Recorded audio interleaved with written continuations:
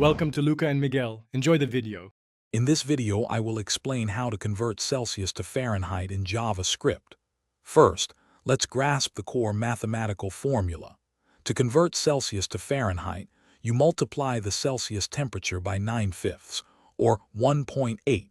Then you simply add 32 to that product. For example, 0 degrees Celsius equals 32 degrees Fahrenheit. This simple two-step process forms the foundation of our JavaScript conversion. Now let's put this formula into a reusable JavaScript function. You'll define a function, perhaps named Celsius to Fahrenheit, that takes a single argument representing the Celsius temperature. Inside this function, you'll apply the conversion formula, multiply the input by 1.8, then add 32. Finally, the function should return the computed Fahrenheit temperature. This makes your code modular and easy to use repeatedly. With your function ready, implementing the conversion is straightforward. Simply call your Celsius to Fahrenheit function, passing in any Celsius temperature you wish to convert, like 25 degrees.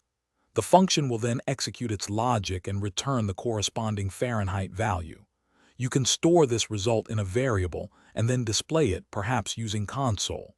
Log for quick testing, showing 25 Celsius is 77 Fahrenheit. To recap, converting Celsius to Fahrenheit in JavaScript is quite simple.